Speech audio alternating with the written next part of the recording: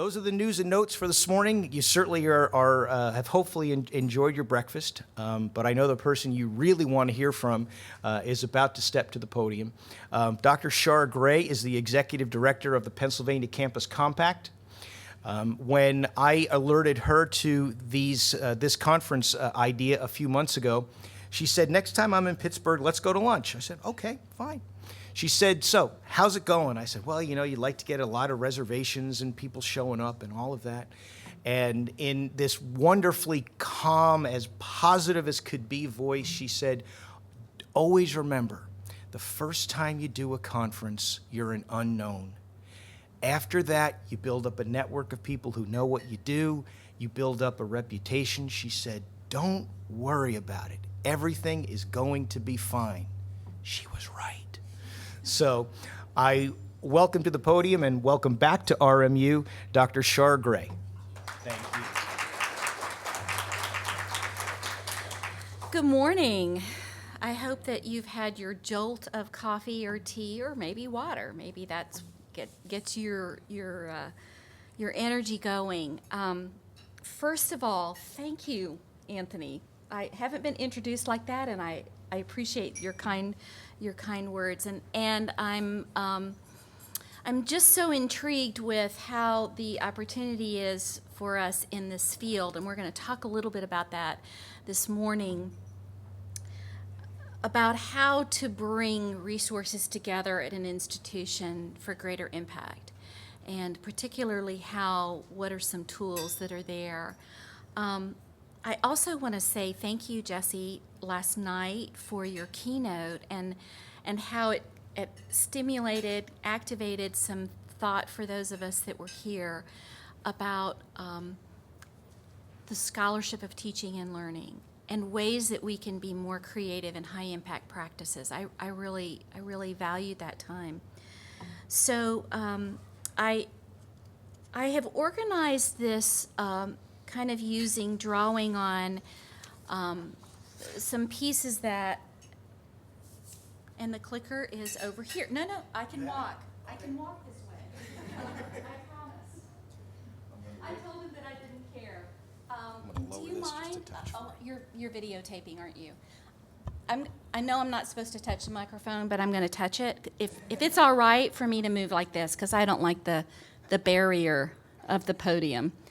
I'm a preacher's daughter, and I don't like the podium.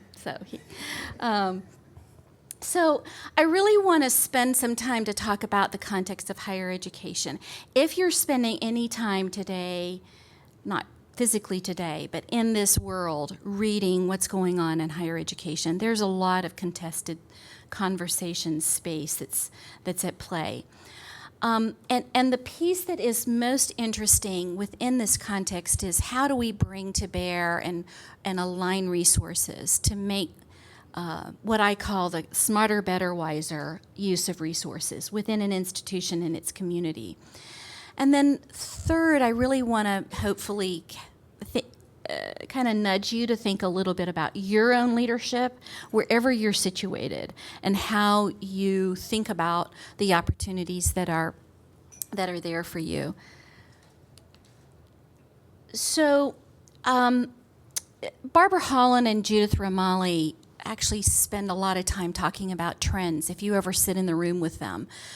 And Barbara was at IUPUI. Judith Romali has been president at 3 institutions and just one of the most fascinating people. As a scientist, she came into this world now as a president of colleges and universities. And these are some pieces about trends that I'm sure you have noticed, and this is not an expansive, complete list, but these are some things that you're hearing and observing, I'm sure. But I want to bring them just to light for you. Of course, there's such change in the global and the social environment, and what the calls are. If you read anything coming out of AAC&U, it talks about kind of the contested space for liberal education. And it really links to this, the value of the college degree and the 21st century skills. And so you'll hear, what is the value? You hear this from parents. Why does it cost $50,000, $60,000, maybe $100,000 over 4 years for my child to go to school? And what are they going to get? Which goes to your point last night, Jesse, about it depends on what audience you're speaking about. Is it the parents? What the value is of the learning process?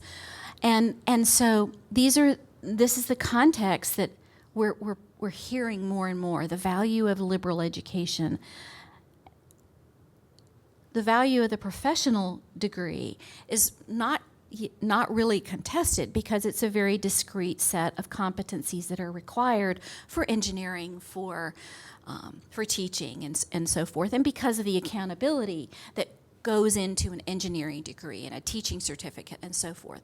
But within that liberal arts area, there's a lot of concern about a traditional quote-unquote liberal education.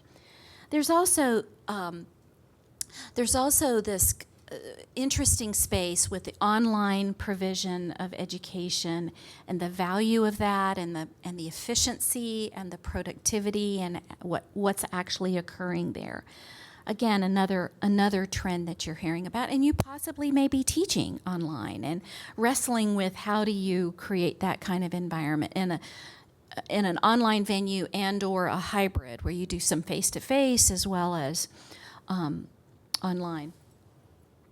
The other thing that is really beginning to shift, and if you read Pew Research today or yesterday, they haven't yet named this new generation. The generation is coming up, and it's not the millennials anymore. We haven't quite been able to identify what the profile is of that. And of course, we've been really shaped by the millennials over the last 10, 12 years, and how that changes the way in which we teach and the way that we think about education. And so if Barbara Holland and Judith Romali were here, and there's no way I can channel them because they're so remarkable, they would say we're in 10 to 12, maybe 15 years to facing a sea change in higher education about delivery, about content, about audience, and so forth.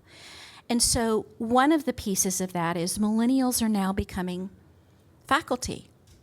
And they think about the faculty role much differently than, okay, I'm not a millennial. I'll just go ahead and put that out there. I'm a boomer. And they think about the professoriate much differently. Thank you for laughing, Anthony. So how that's conceived, and so millennials are constructing their faculty career much more interdisciplinary, cross-disciplinary. The notion of tenure, some of them are not sure about. The traditional path for faculty is even being challenged. So all of this is the context that you're hearing about higher education. And let me also mention to you that more and more institutions are using adjuncts because it is sadly cheaper. And the bottom line, and with the enrollment driving most institutions, and I'll say something about that in just a minute. So the value of a full-time person versus bringing someone in as an adjunct, most certainly with the same expertise, but it's not a part of their normal career path. So there's a lot of redefining that's going on. I have and of course the impact of technology and communication, we don't even need to go there. It's just we do need to go there, but not today. It's very, very different, and it's for boomers, we do well to figure out, okay, I'm trying to figure out how to set up guidebook on my, do you know what guidebook is when you go to a conference? And I don't have an iPhone, I'll admit it. I have a Windows phone. I cannot figure out how to do it, okay? So just the technology for boomers is a challenge. What's going to be the next piece for the higher education? So let me talk just a little bit about enrollment. where I sit in my position, we're a statewide organization that has membership institutions that are focused on civic and community engagement within Pennsylvania, and it's deeply bound up in our culture in Pennsylvania. We have 63 colleges and universities who are members of Pennsylvania Campus Compact. I don't visit all of them every day on the weekends or what, but I have a pulse of some conversations that happen because I have a board of college presidents. And I have a board of college presidents who really care about this work of civic and community engagement. Now, whether they have taken it to the next level of really not just talking about it, but also supporting the infrastructure is a part of the dynamic, and that is absolutely at play in this field, as many of you know. But what they say is that enrollment and the challenge, the fact that the generation right now is shifting, smaller number of people, many, many institutions, and the competition has been ramped up. And I know that you live and breathe in this space because you probably hear it from your vice president for for enrollment. You hear it and you see it. And every seat that's taken or every bed that's filled is important to you. Just for a moment, I want to give a shout out to my colleague from West Virginia Campus Compact. This is Kelly Jo McNamara. And you guys drove up. Good for you. Thank you. She's one of my colleagues in this field. So this field, there's a lot of brewing, a lot of stuff. That's a real technical word, brewing. And I meet with our college president, our board, 3 times a year. And the one in June, this was the conversation. I didn't bring these up. They brought them up. And they're recognizing that this is kind of the place for us to think about what's next and how are we proactive. And that's really what this particular keynote is about, is how can we be proactive rather than start scrambling, as we often tend to do. So I'm going to introduce something for you. You know this. It just comes, it's a nice package that comes from the Center for Creative Leadership that about boundary spanning leadership. This has been helpful for me, thinking about how do I provide resources to institutions around this work. We're further along, service learning, community-based learning, whatever you call it, is no longer something that we actually provide workshops very often from a state level to a campus level. But what I'm doing is strategic planning. I've been going across the state, helping institutions to get multiple stakeholders together to think about how do we do this work smarter, better, wiser. So this is the capability to create direction, alignment, and commitment across organizational boundaries in service of a higher vision or goal. So we'll just put this on the table. There's a big difference between student affairs and academic affairs. What's our language that we typically use? Silos. We often use that language, which is a very powerful metaphor for the differences that often reside. And so this is a matter of how do we start getting around the table together and talk about what is central, what's the driving force for your institution. And I'll go ahead and say, I know that in this room, because I happen to know some of you, that we've got 2-year, 4-year, public, private, and within the private is the private and the private faith-based.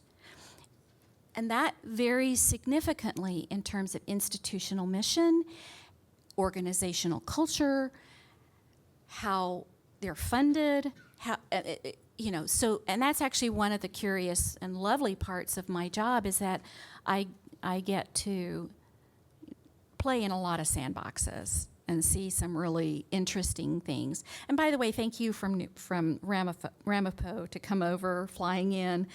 We have a spy from New Jersey that's here. Thank you so much. So this for me is really helpful, and I want you to now, I'm going to go kind of didactic. I want to go down and help you to think about this for your own institution and where you're situated. There's a constellation of relationships in which you have to operate, both vertically, horizontally. You have to manage stakeholders. You have to think about the demographics and the diversity there, as well as across regions. So I was at Gannon University yesterday, meeting with the president who's coming on our board. They now have a school down in Florida. That's a lot of geography. Their OT school is now in Florida. So this, in fact, when I typed in Robert Morris University, I have to make sure I know which campus I'm coming to on my GPS, which sometimes is hard when you're losing your good vision. But that's the reality, and that has to do with trying to generate more revenue and trying to so the geographic piece can be significantly different. So I want to give you an example of how moving across these particular areas, I'm going to grab my notes here, can be really powerful in that just this morning, I don't know if any of you happen to see the New York Times alert, but the Nobel Peace Prize awarded today was to a coalition from Tunisia for their work in the Jasmine Spring. And the coalition, listen to this, was from labor union in Tunisia, a group of an association that included industry, trade, and handicraft. Then the third one was an order of lawyers. And the fourth was a human rights league. So this year, the Nobel Peace Prize was given to a coalition. I love that. I just love that. I'm salivating about that because that shows it's the power of people working together to effect change and brought about democracy in a new way in Northern Africa, in a country that seemingly we think, okay, a country that's dominated by Islam does not equal democracy. Not so. Not so. So that's an example, actually, of how they brought multiple stakeholders together that have a diverse voice.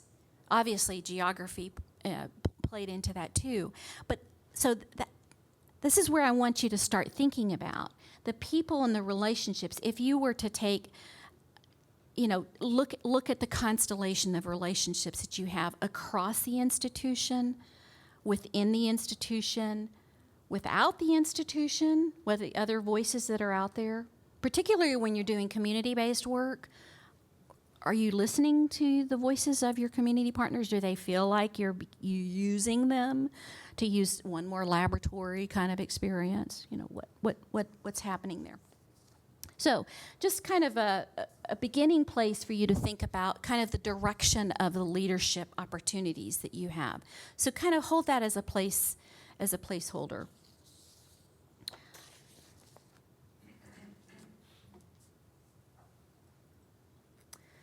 All right, so these are some skills that you have. Now, I took out a slide that I had in here that I decided I didn't like.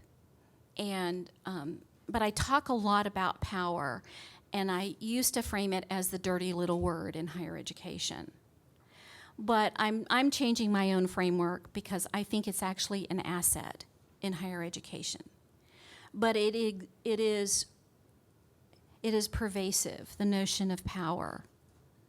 And power within those sets of relationships that I talked about earlier, and how it impacts one another.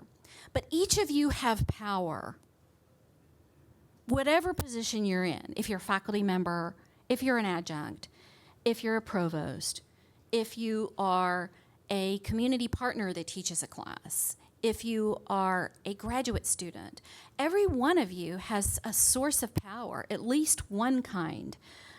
And often we think, I don't have the formal, legitimate power, therefore I don't have the ability to make a difference on a committee. Or maybe I have the expert power because I know organizational dynamic and I know what needs to happen for us to move the needle within this particular initiative. We've got to restructure, open up the voice, make sure we've got diversity going on there. So I want you to kind of, as a again, a placeholder, think about where your skills kind of move towards. Maybe it's your connections. Maybe you don't have formal power, but by virtue of the fact that you're a center director, you know a lot of people in the community and on the campus. And you have a way of working with students, and so you become kind of a hub, so to speak, of a lot of resources. And resources are power.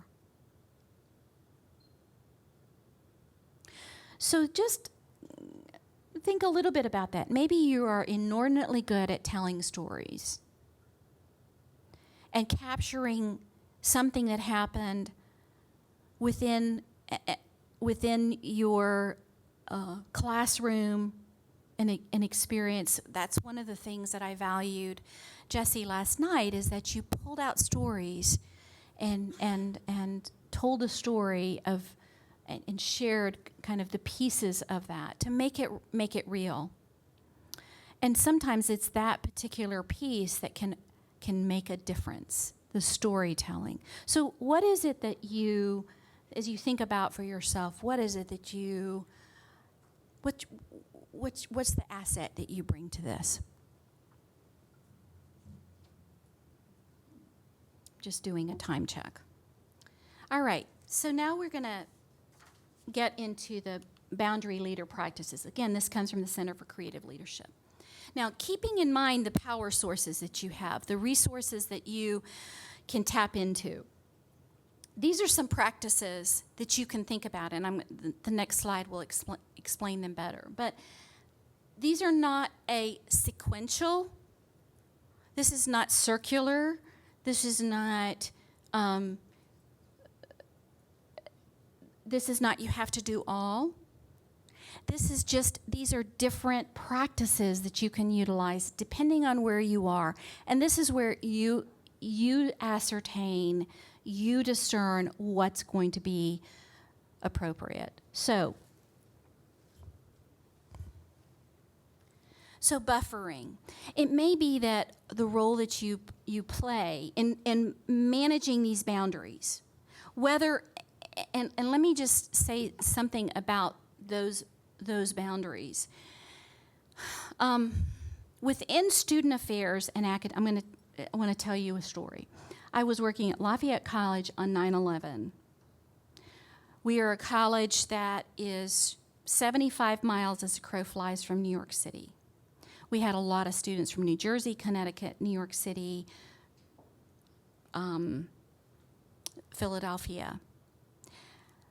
When 9/11 happened, the response from student affairs was remarkable. It was like a disaster had occurred at the college.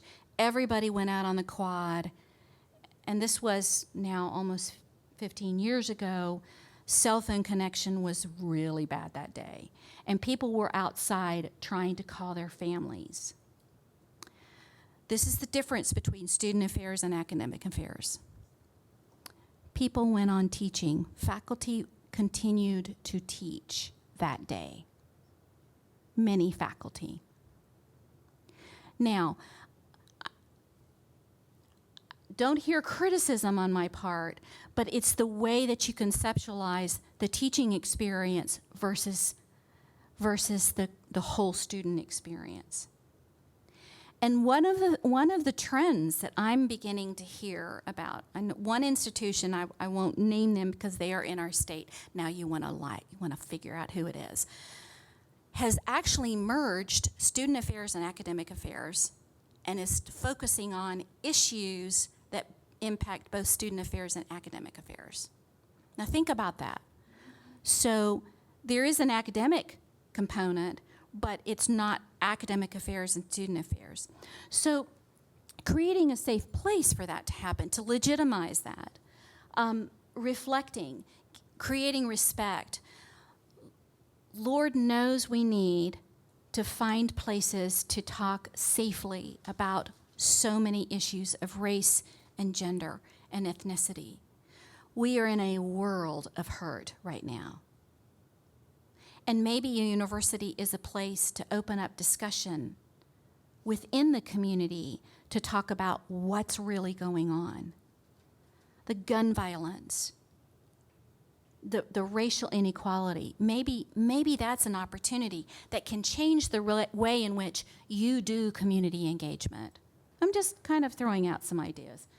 Connecting, offering space to meet with groups, building upon respect.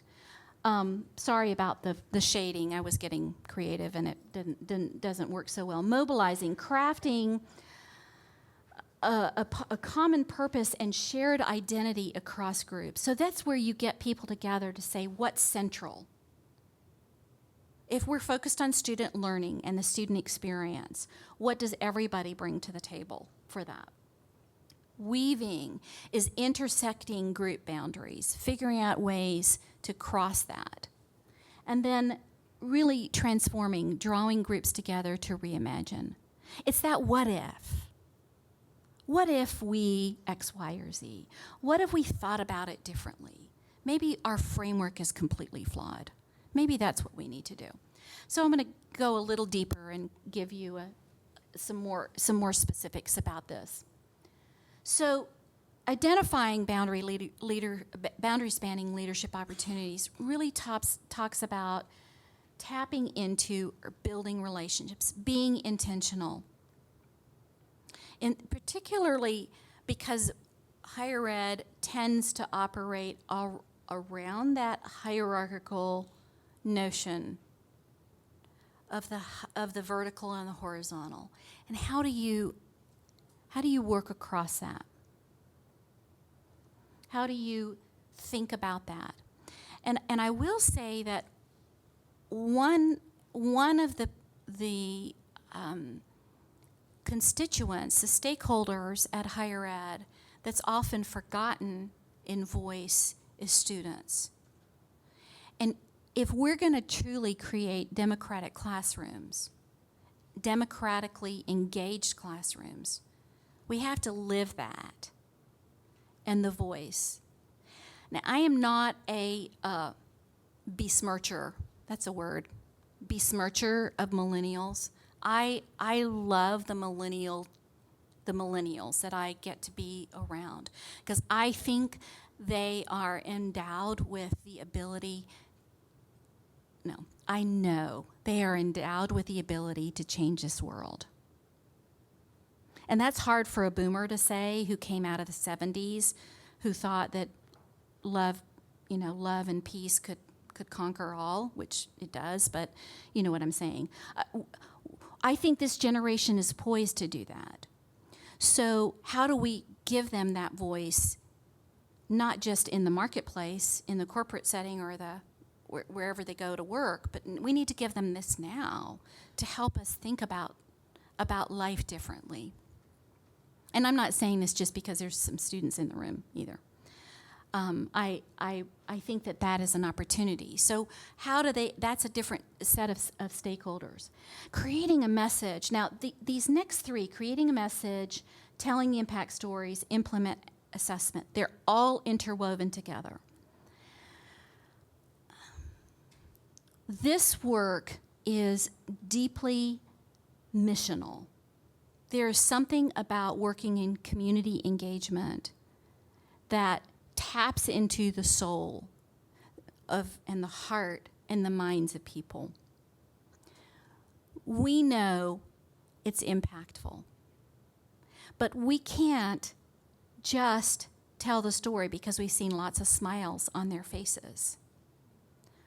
We've got to be able to say there is impact. Trustees call on it, donors call on it, parents call on it.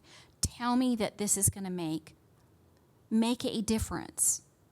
And it's not that it doesn't make a difference, we've just not captured it. And it's part of our stewardship as institutions of higher education is to be able to say, this really does make a difference. And so how do you capture that? And then how do you tell stories? Like, I'll come back last night, and now you're going to really want to watch her PowerPoint presentation with the video clip in it, because she gave us an impact story for undergraduate research that none of us will forget. And how long was that clip? 3 minutes? 3 minutes. That's all we needed, because it illustrated one person's voice, but we all resonated with it because we know students like that. So telling impact stories and then learning to create that message. And this is something really hard for us to do. Because this work taps into our heart and soul and mind, it's really not about us. We don't want to say, oh, look what I'm doing, because that's counter to our values in a way as leaders. But we've got to learn how to tell the story. We've got to learn how to say, look, this makes a difference. I'm going to stop at this point and see if you have questions, observations so far. How does this resonate with you?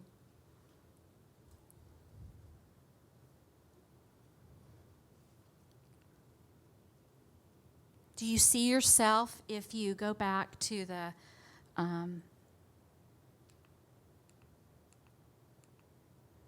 do you see yourself where you might